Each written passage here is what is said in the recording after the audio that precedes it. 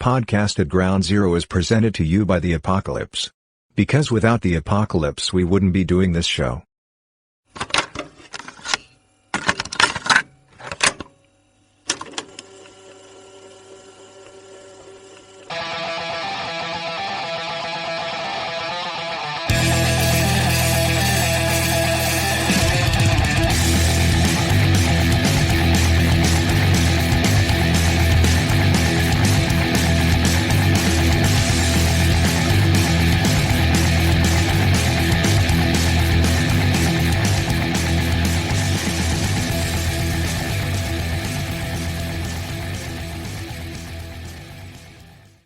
Greetings, friends of the Apocalypse. This is Podcast at Ground Zero, your home for the Apocalypse, for episode 81, The Blind Apocalypse. I am the Apocalypse Nerd, and he is Adam Bomb Glancy. Welcome to the Wastelands.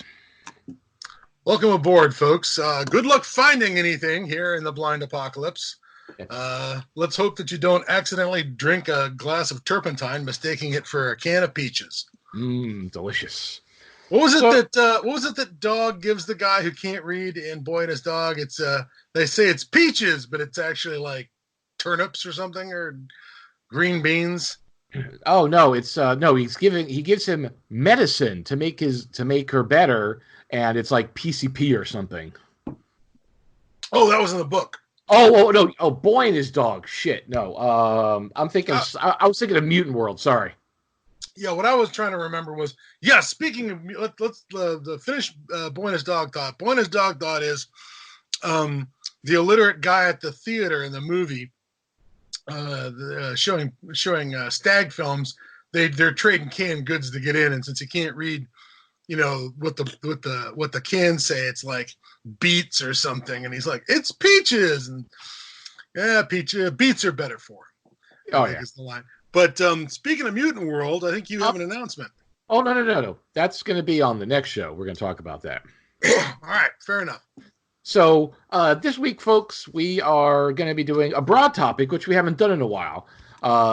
We don't know why we didn't think of it before, but we're like, hey, let's do the Blind Apocalypse, because apparently there is enough content out there now to where we could consider this a subgenre of the Apocalypse, and we could talk about it. And what made me think about it was recently there is now a new series on Apple TV called See, as SEE. It's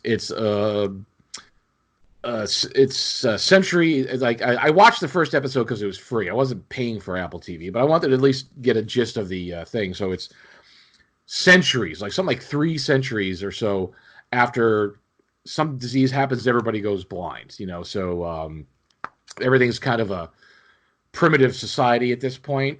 But then we also have several other films that have come out about that. Like we have number 1, number 2, we have, what is it, Blindness? Blindness is one of the early ones. The earliest is, of course, that I know of, is Invasion of the Triffids from 1963.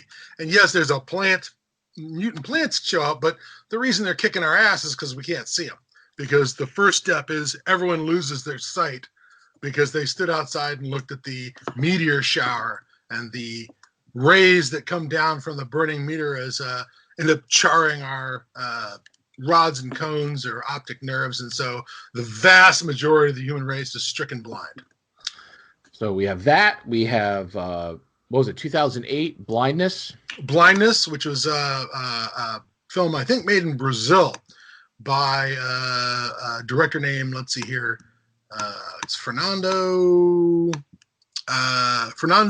Mireles, but it has an amazing American cast. Julianne Moore is sort of at the top of the list as the one woman who has not succumbed to the plague of blindness. But, the other cast members are people like Mark Ruffalo playing her husband, and Danny Glover's in it. Let's see here. What's his name? I've suddenly forgotten the name of the guy who plays the main villain. He's been in Apocalypses before. Maury Chaykin plays is sort of the antagonist. Yeah, it's another one that is about a plague that is sweeping through a city that is making everyone go blind, and the blind are all forced into quarantine. And then as things fall apart outside the quarantine, the blind are left on their own. It's sort of that one, yeah. So also, Bird Box, the recent film, and it was also originally a book. We could, even though people aren't going blind, we could still consider it a blind apocalypse because if you look at the creatures, you will go mad. So you can't look at anything. So basically, you're basically, except for confined areas like the inside of your shelter, if you go outside, if we go out there, you can't see anything. So it's kind of a blind apocalypse, and there's things that happen in the movie about, I think there's like a school, I think spoilers, people, there's like a school of the blind where, people, they have functional skills in a world, and initially they were originally scooping people's eyes out, to make them blind so they wouldn't go crazy. If I remember, that was one of the things they did. Yeah. So we have that, and partially, Scott had mentioned, what was it, the Book of Eli? The Book of Eli sort of counts as a blind apocalypse insofar as there's a blind guy in the apocalypse.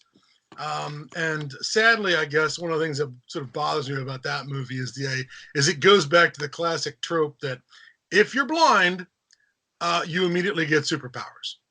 You mean you don't?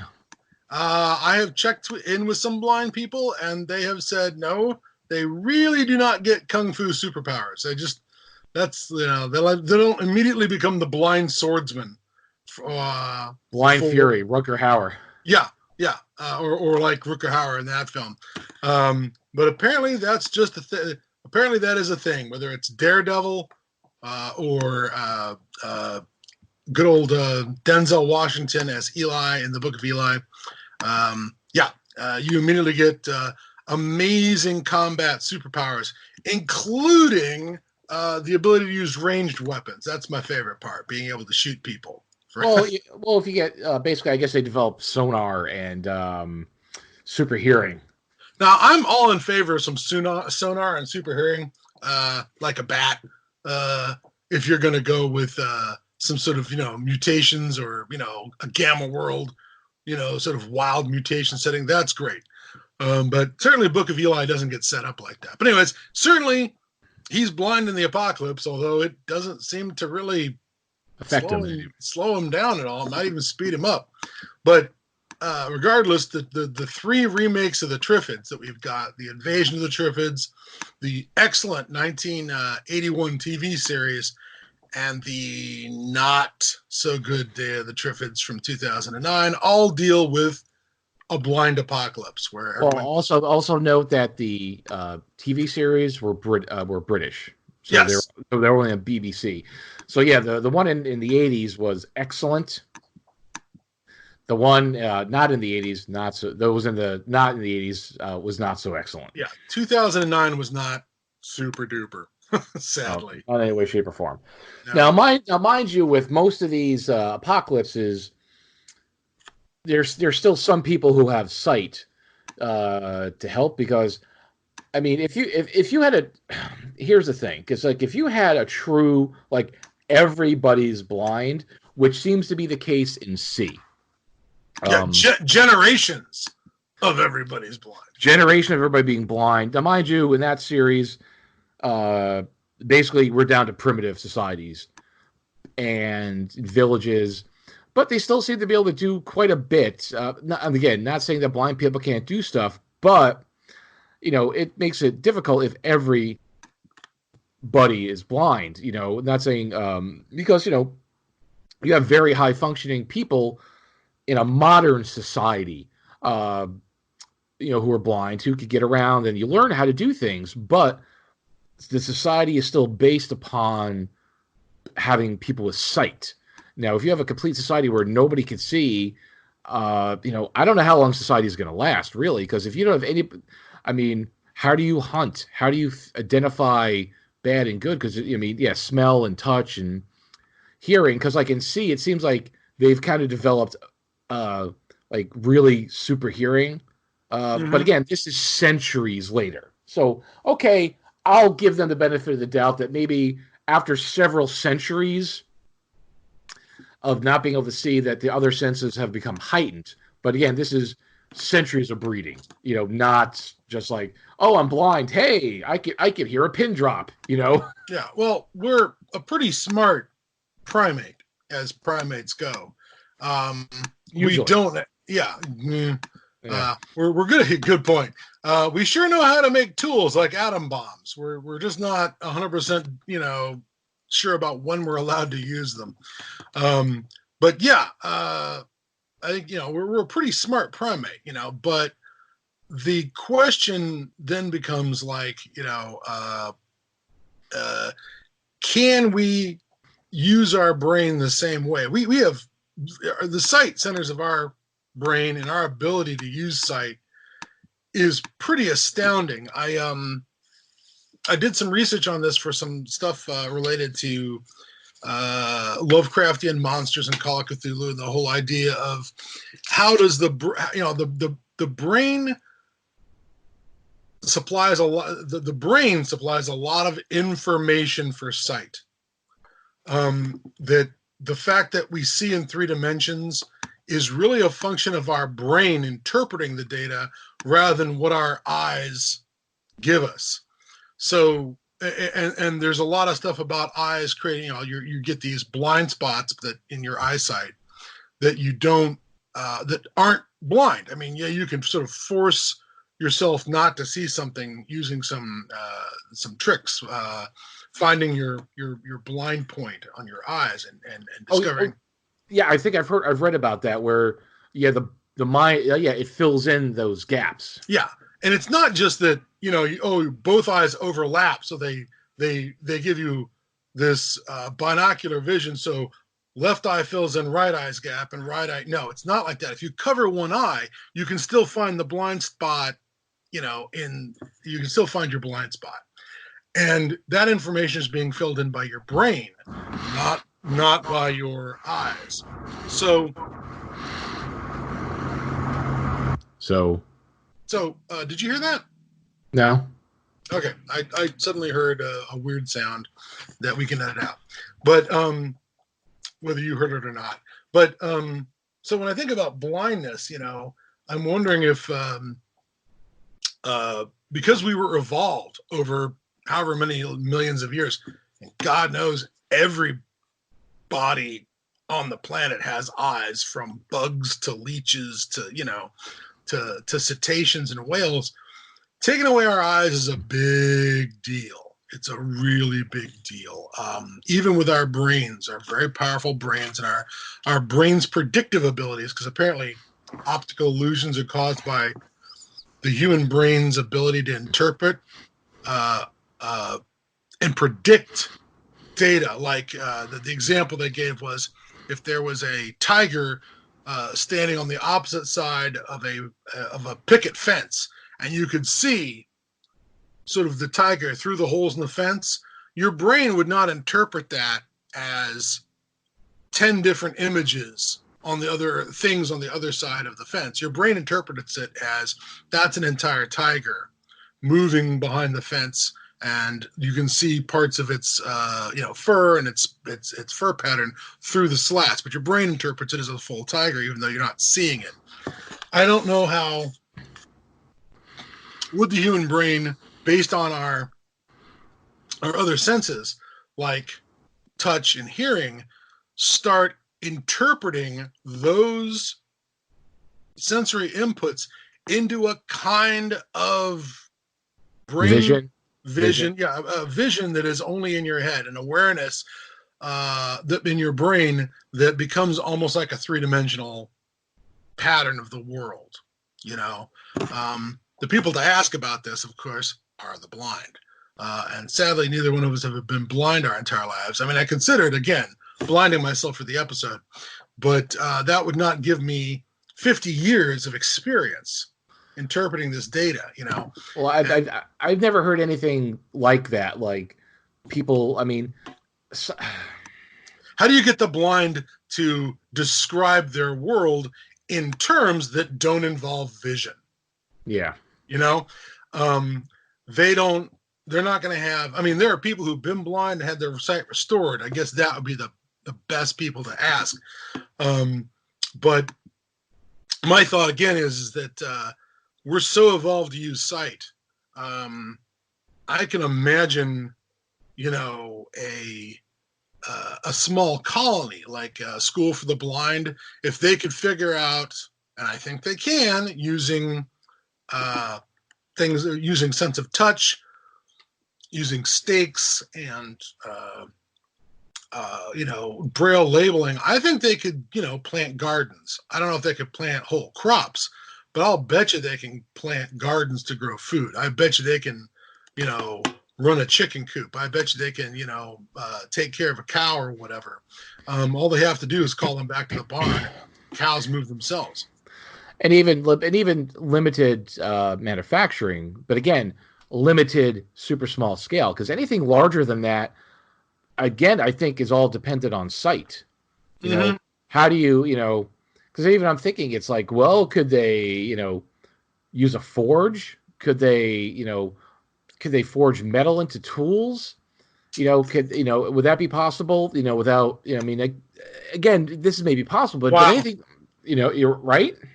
Now, I imagine if they're sitting there with flint and chipping away a stone axe head or a stone arrowhead, it doesn't get up to melt your fingers temperature, obviously, and you can feel that arrowhead, and you can feel the feathers on your arrow. Why they would use ranged weapons, I'm not sure, but your spearhead or the trap you're building. If you're building a snare that's maybe linked with to spikes or something. Yeah, or a sound alarm, so it rings a bell when the animal's trapped in it or something. That kind of thing sounds like something that the sightless would have no trouble putting together and learning to build by touch alone. And same thing with chipping or sharpening wood. They can feel the thing that they're building and know that it's coming along all right. But boy, metallurgy, yipes. That's tough. Mechanical. These things are tough. Now, mind you, because when you have this first generation of blindness, you're going to have people who were previously sighted who remember and know what things look like, and they could maybe spatially get things. But then you have a generation of people who are blind who are already blind. But once you start to produce and get more children and people who grew up in a world that are completely blind, but there's no sighted to guide to learn things, because it's even everything I could be wrong, I'm sure people, but everything that a lot of the stuff that the blind has, with the way they set things up on the roads, with the, those yellow things with the bumps, that's for blind people. I didn't know if you knew that. Things like that, and setting up braille and printing and stuff is dependent on the manufacturing is dependent on sight. Yeah, as working within a sighted society. And again, we see the Momoa one is the only one of these that really proposes future generations of sightless people. Blindness, the Julianne Moore film. It's a plague. It shows up. People go blind. Eventually, even the people keeping the people in quarantine go blind. And but it turns out to be only a temporary thing. I mean, by the end of the film, people are regaining their sight. The invasion of the Triffids, there's one blindness event. Children born after that, boom, got their sight. They're up and going. They just have one generation that has the knowledge of the old world, but has a limited ability to help rebuild civilization, who are sometimes considered more of a burden, although I was very pleased with the whole weird, self-declared emergency government of England that shows up in the Triffids novel and the Triffids TV series, talking about reestablishing the feudal order. And one of the first things they do is that every sighted person has to take 10 blind people under their ward. And there's this kind of implication that sighted sighted males were worth more than blind males, and that it was all about blind women because, in this kind of, well, we have to repopulate England, Yeah, because their thing was we need to get sighted children born and growing up while the generation of people still have the knowledge is around. Yeah, and had kind of a creepy prima nocta thing going on. It's like, congratulations, you're now a feudal lord, and you get as a bonus, you get to, since you're doing all the work and doing all the protecting and you also get to have all these extra wives. And I'm like, oh, that's creepy as all get out. I see your repopulation point. It was one of the things that turned up in Survivors, the classic British series. But even then, it came off a little bit creepy. When modern people are confronted with this idea that, we, which really means women, let's be honest, they're the ones stuck with the actual heavy lifting on this job. We have to start having kids as quickly as possible. And the thing that always gets me about this is, hey, doesn't anybody remember how many people die in childbirth? When you start talking about, well, we need women to start, being pregnant to replenish the population, we could lose our women, in childbirth if we rushed into something like that. And who's going to help with the childbirth? Do you have any nurses or doctors or midwives? Yeah, exactly. Just going with the answer, gee, it worked out okay in the Middle Ages is like, yeah, but people lived to the age of 20, so maybe don't cite the Middle Ages as your goalpost on that,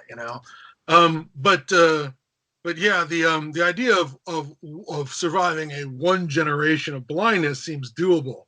But if it's going to be a permanent thing, that's when it's becomes problematic because nobody can see. So it's like, okay, great, we can adapt and learn, but like I said in the C series, we're talking 3 centuries in, and everybody's blind.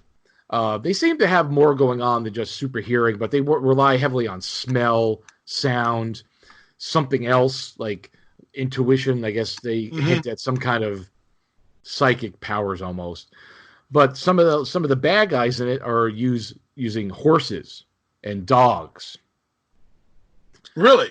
Yeah, like they're using horses for transportation, and they use dogs. Now that brings us to the whole thing of like a lot, there's a lot of seeing eye dogs around now. But again, that'll be good for the first generation because how do you train? Because again, they're being trained because we're in a sighted society on what to do to help somebody without sight.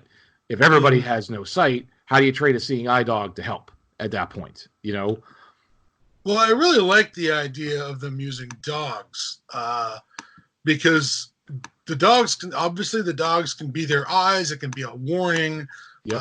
Dogs can protect them from enemies, and dogs can protect them from wild animals.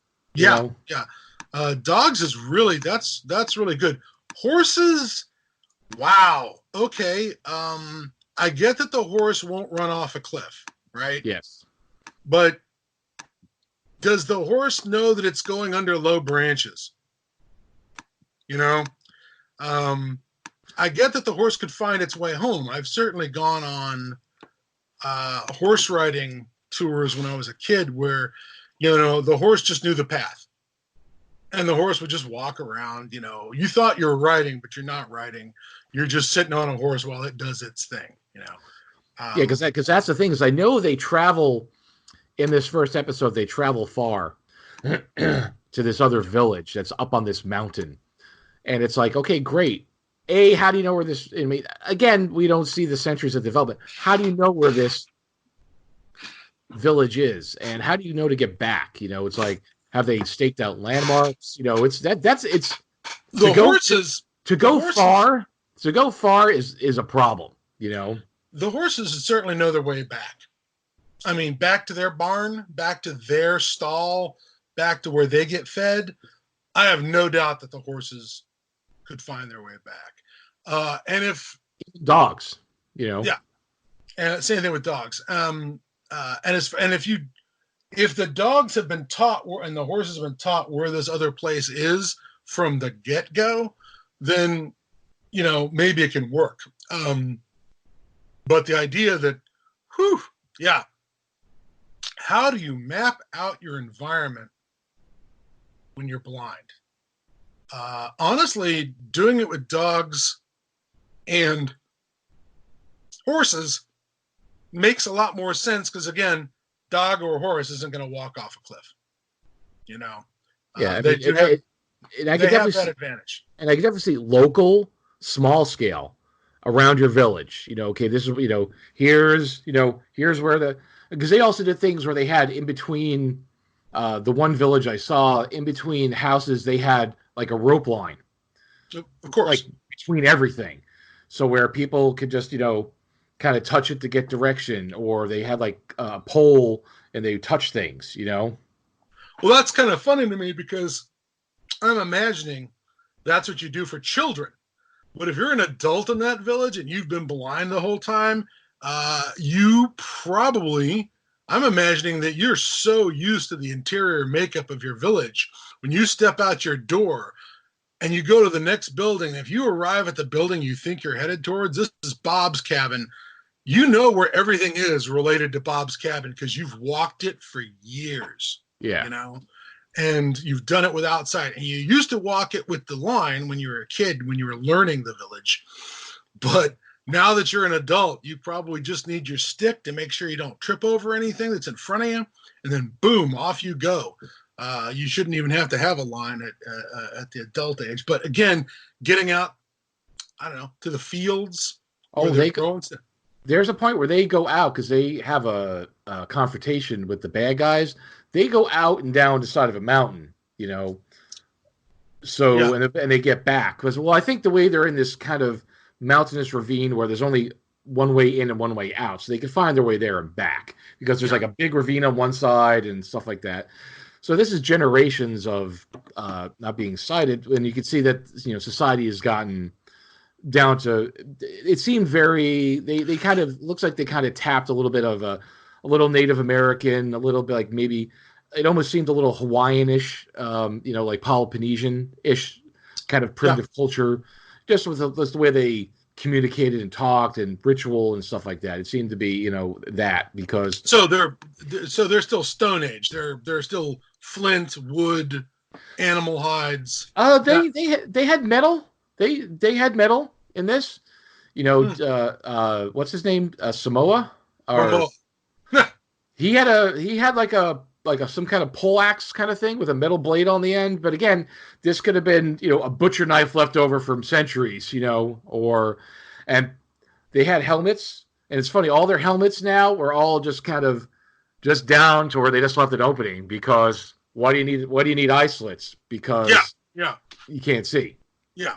I would have loved it if Momoa's axe was made out of ice skates, like Tom Hanks in Castaway, where he sharpens the ice skates up and attaches the blades to a pole or a handle. None of that. There wasn't inherited tools. That makes perfect sense, But you really got me when you said forge. Now I get that forges are. You can feel the heat from a forge, and you can. There's ways that you might be able to monitor the temperature that do not involve sight. But boy, that seems really dodgy. Yeah. To me, because they had metal and plating, they had helmets, Huh. Because again, like I say, I'd have to go hit up one of some SCA goober to find out about could you anneal metal or what do you call it, forge or combine, make suddenly forgotten the word. I'm about to say hybrid, but that's what you do with live things. But could you combine metals to create new metals? Could you make bronze out of tin and copper? That's could you be close to that? Could you work in proximity to such a dangerous environment and not maim yourself? Because Forges sound like a great way to maim yourself, even with eyes. Even with eyes. Well, because you won't be able to even feel or because you need to be able to see what you're forging. You'd have to touch it. Then how do you touch it? With big, thick, insulated gloves. And then what can you learn through those gloves? I mean, maybe basic shape. I think that would be it. No detail. Yeah, but regardless, the idea of multi-generational blindness, I don't know. I am perfectly willing to accept some alien space bat technology coming in and increasing our other senses. But man, we spent a lot of time evolving to become creatures with binocular vision. Of sight. Yeah, we really did. We spent a lot of time doing that, trying to get our shit together in just a couple of 100 years. Seems like a long shot, but you know what? Screw it. It's speculative fiction where you're supposed to speculate, give them their best shot at it. I'll admit I hadn't thought of it as a basis for a story. So, best of luck to the folks making C. Yeah, there's one whole season, 6 episodes, 8 episodes. I'm not sure. But like the first one was free, and actually I could see the second one. I'm going to watch the second one just to see where they go from there. But I don't know. I mean, going down to a primitive society, I could see, they're wearing buckskins basically because, you could still probably manage, if you could kill an animal and they could probably skin it, again, a lot of it's going to be trial and error in the beginning, but centuries of doing that, I could see, them mastering those kind of skills, Mm-hmm. But there's definitely, again, it's tribal and primitive. There's no way you'll have any kind of industry without being cited. I just don't think I don't think that's going to happen. Well, if we can even survive that long. One of the classic, speaking of not surviving like that long, one of the classic moments, I think, in the 1981 Day of the Triffids, I sort of remember a moment where our female lead, Emma, I think it's the female lead, Emma Ralph, is walking along, and there's somebody trying to get into a can of food in the street, but it's not food. It's like, I don't know, motor oil or something, And she tries to take the can away and give the person, the woman, I think, a can of food, and she's like, no, don't take my, she doesn't know what it is, but she replaces the can of motor oil with, I don't know, green beans or whatever. And I'm thinking, yeah, that's gonna blow. That, your best bet is to hope you find the cans with the pull top, and that way you can open it and then smell it and find out whether it's edible or not. But the effort of the idea that all your labeling, right down to is toxic, gone, useless, do not drink, is gone. Yeah, that's super bad. It's going to be a lot of trial and error. I mean, it's like you might be able to find a can opener somewhere, and then you can open things. But again, without having at least some cited guide, mm-hmm. how long are things going to last? I'm just trying to imagine an experiment of blindfolding myself and just trying to open a can of stew, turn on the gas oven, not even make a fire, but just turn on the gas oven and cook it. Can I manage not to burn the kitchen down? And holy shit, if, I screw up my heating, or I screw up my cooking, there goes my shelter. There goes, I don't know, blocks and blocks of city or urban area because I've started a fire. I mean, I can't. And that could happen to a lot of people. So there's possible that a whole city could be in flames in no time. Yeah. And I got to admit, I can think of a lot of scary things, but there's very few things I can think of scarier than smelling the fire and feeling the heat, but having no idea what your avenue of escape is because you've lost your sight. That's some terrifying shit to me. And especially if you're in an unfamiliar environment. Like if you blindfold yourself and you're in your home, you know where everything is in your house. Yeah. But say you're wandering in the streets and you wander into a house to find some food and you start burning it down. You're like, oh, fuck, where did I come in? Yeah. You know what we forgot to think about? What? In blind apocalypses, holy cow, how many people are going to get blinded by the flash of a nuclear bomb? In the classic nuclear confrontation that we worried about during the Cold War, the number of blind casualties, people who are not dead, maybe not even poisoned lethally by radiation, but are blinded by the flash is going to be bad. That's going to be through the roof. There's going to be lots of people who are newly blind because of the nukes.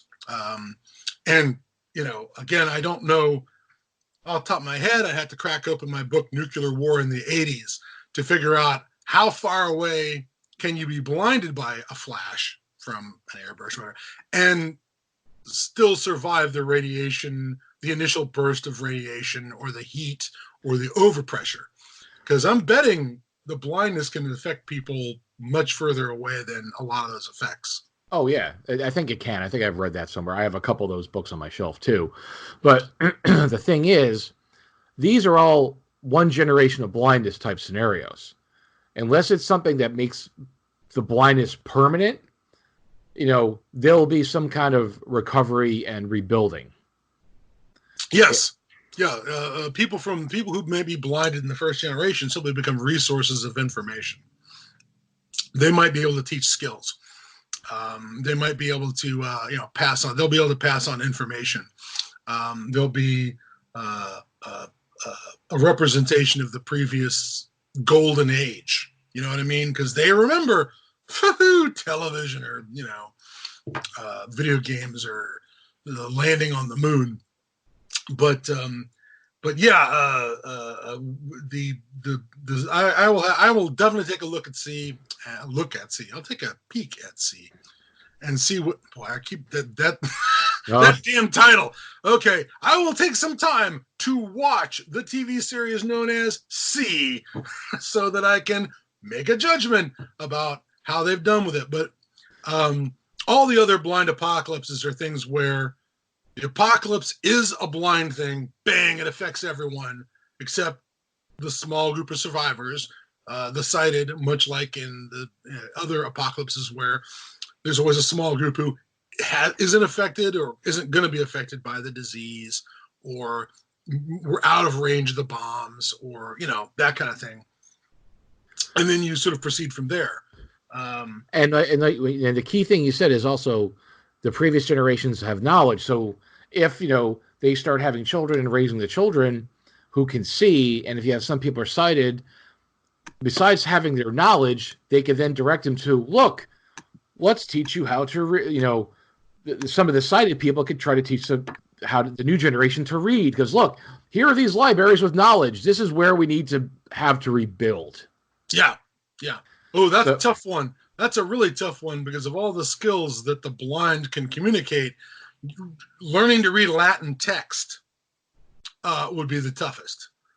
Big letters, you'd have to start with literally shapes of letters in a like not alphabet blocks. I guess maybe you could feel the surface and feel, hey, this is an A, but you'd have to transfer that knowledge from the three-dimensional object that feels like an A to the printed page, which that's a good sized leap.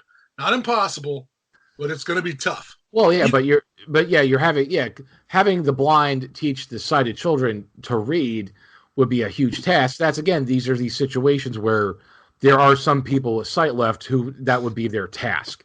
And if you could teach them to read and access to the knowledge along with this, even the blind survivors' knowledge, there could be some kind of rebuilding. It's just these situations, like you said, where it's permanent.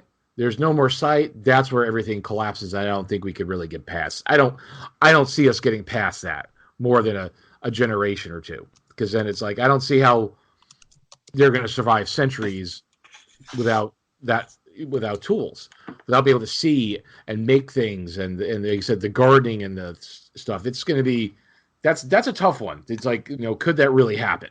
Could we really survive that? Well, the idea of the sight centers of that there's just a disease that chews on the sight centers of the human brain or chews on the optic nerve. First of all, I get that we are not Greenland sharks. I'm just going to establish that humans are not Greenland sharks. But the Greenland shark spends its time under the ice pack in total darkness, hunting and feeding down there with its super sense of smell and its weird nerve that runs down its body that can feel vibrations in the water, its sense of touch, its sense of smell. And its eyes are mostly useless, but the super weird thing about their eyes is apparently there's some sort of worm or crustacean parasite whose only habitat is the eyes of Greenland sharks. That's the only group of animals it bothers. It gets into their eyes and makes a home in them and blinds them relatively quickly in their lives. So even though they're in pitch blackness under the ice pack, operating not with their eyes, something comes along and screws with their eyes, which they weren't using anyways, I guess. It's just a really weird, I'm just throwing that out as a really weird thing where an animal has had a blind apocalypse. A creature has come along to make a home in its eyeballs, and it just doesn't care. It just could care less about this. It's blinding you, but you're not using your sight anyway, so it's kind of weird. You're right. Yeah. Well, but also they could survive this because they have these other senses to detect food, because all they're doing is swimming around and just gobbling things up. Yeah, they smell it. They don't have to build or read or manufacture. They're just eating what's in front of them. That's all they have to do. Yeah, and they got that digestive system where they can eat some shit that's rotten, and they don't care. They don't care how long it's been there. They can woof it down and digest the hell out of it. All they got to do is sniff their way to food and sniff their way to other Greenland sharks to have sex with. That's their only mission. So it ain't like us, but again, I throw it out as a weirdness. Have we mentioned speaking of this blind apocalypse, ran across a Octavia Butler story called Speech Sounds from 1983. Have I mentioned it before? No. It's the aphasia apocalypse. I haven't seen this from anybody else, so I'm throwing it out here as a weird one. It was an apocalypse story set 3 years after an aphasia apocalypse, a disease that causes a stroke in the speech centers of the brain. And so no one can talk anymore, or nobody can string words together in a way that makes sense, and it even affects the people's ability to read, because the words that we have in our brain for objects suddenly have been detached from the concepts of that object. So you can say fork, but you don't know what fork means anymore, And so civilization has sort of, in some ways, collapsed and wound down, and people carry necklaces in the crap sack future of Los Angeles. People carry necklaces that symbolize who they are, for people, and people can't read, so markets have signs up that are just pictures of what they will take and trade for things, But then again, but again, yes, it's speech, but you still have the use of your eyes. Yeah. I'm just. I think we could adapt to the speech problem better than sight, or even hearing. I don't know. I just think sight is the major downfall. I agree with you. An idea of an apocalypse where you can't hear or don't want to hear, like the not wanting to hear reminds me of things like, what was it? Cell was the Stephen King novel about the signal that comes through the cell phones that scrambles everybody's brain and makes them violent. So you don't want to hear, because heaven forbid somebody plays that on a loudspeaker or something. And what was the really micro budget film that was made by 3 directors? Was it The Signal? Yes. That was in a way, that was kind of a death apocalypse, because what you wanted to do was not hear it. To survive was to plug your ears like Odysseus, sailing by the island of the sirens, and don't hear the problem. But again, these are all things we could get past, I think. That sounds so much easier than a permanent blind apocalypse. That just sounds like that's up there with mankind not being able to sleep. Yeah. Where sleep apocalypse, which we've mentioned that before. Yeah, where we're done in a matter of days or weeks on that one. Yeah. The blind apocalypse sounds like something you could maybe get through a couple of generations, but it feels like you'd just be shrinking. Every generation would be a little bit smaller. I do not know how you counter the fact that we are creatures of sight. Our sight is key, because could people do gardening? Could people do the? Yes, I think we could, but it's like, where do you find the seed? Where do you get it planted? Like I said, I think populations are going to be severely reduced by the time we figure these things out. Yeah, and the only people who are going to have head start is anyone who's A, blind, and B, has been trained in a rural lifestyle, a rural self-sufficient lifestyle, because all the complexity of modern society would come to a screeching halt, as it usually does in an apocalypse. But even more so, because it's like you can't scavenge for the food to find, oh, that's fine, that's good, or, oh, look, we can take the car and drive somewhere and get some gas. None of that exists anymore. You are basically stumbling around. So I think, and again, it's the amount of food that could be eaten easily right after things go in this boom, everyone's blind tomorrow. The amount of food that can be eaten is gone in days or weeks, as far as what you have in your house. And the power goes out. We've always talked about how long it takes the power to go out, in certain areas. Without new crops being brought in, the first thing that hits a blind apocalypse, if everybody's blind, is famine. Yep. And you're always saying, well, that's any apocalypse.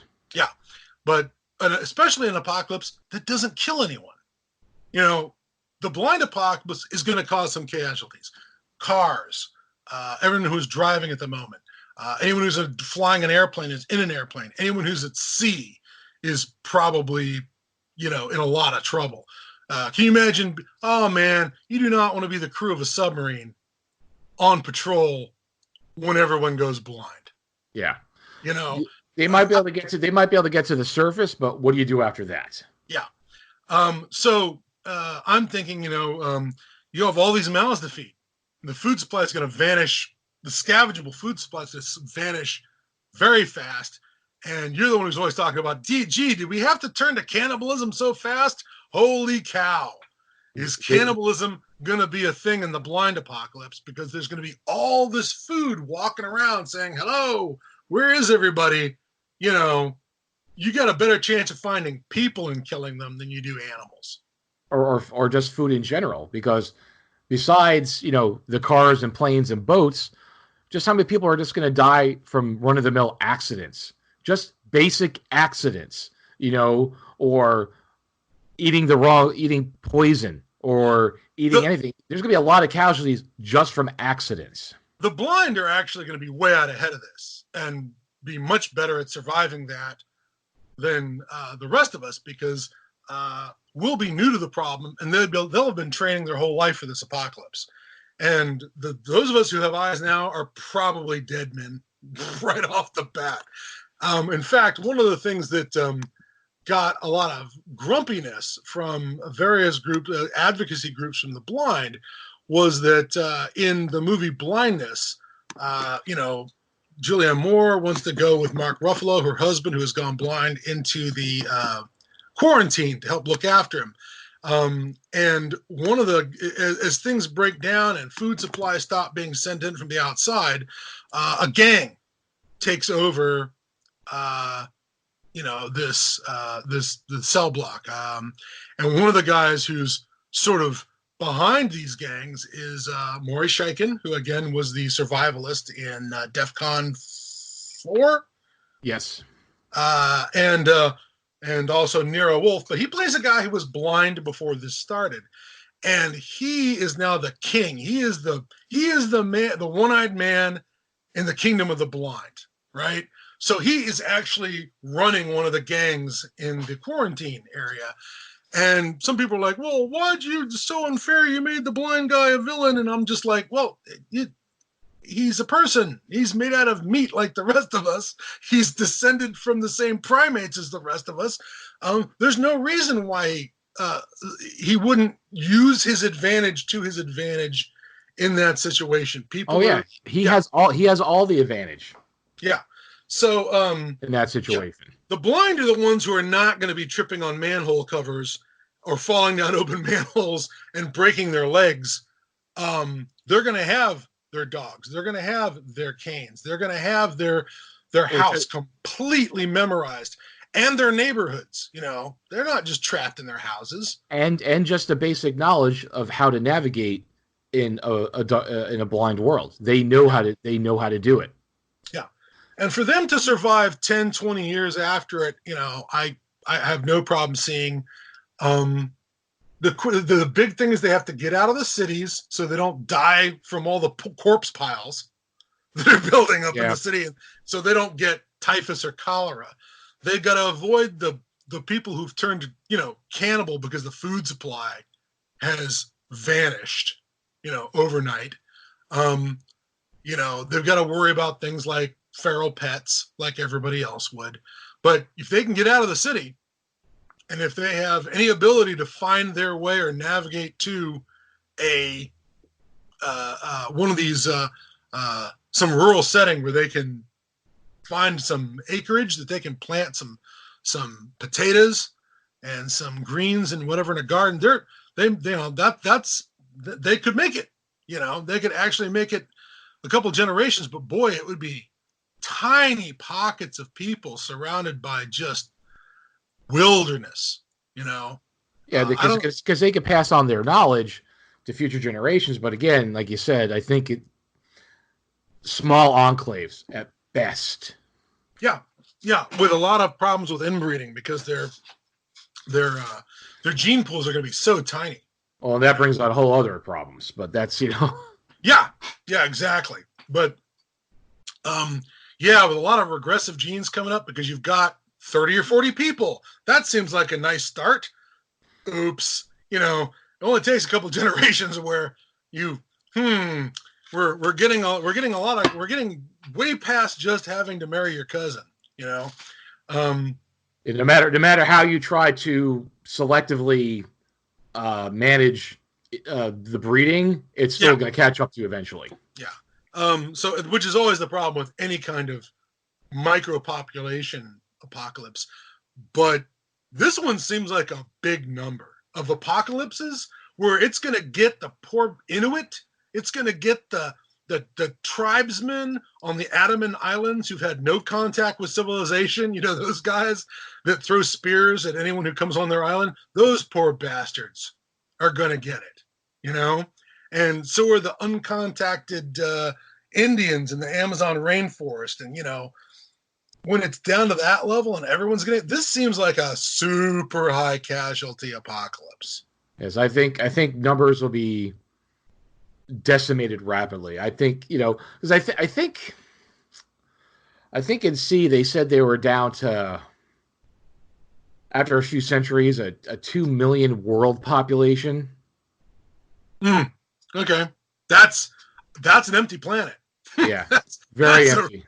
That's an empty planet, kids. And that even that seems kind of high to me, you know. Yeah. But that's rough. So as apocalypses go, it's a big one because boy, not only is the living population going to turn on itself pretty quickly, and end up causing casualties amongst the only population who's been pre-trained for this apocalypse, the blind, the previously blind. Yeah, that's going to be super rough. but then the key to this is this a a one-shot blindness to where it's just the current population and then future generations could see, or is it for good blindness? That's gonna determine survival, long-term survival. Yeah. So, but I think a permanent humans have lost their ability to see kind of apocalypse would be massively devastating if we can. I don't know realistically if we could survive it in the long term.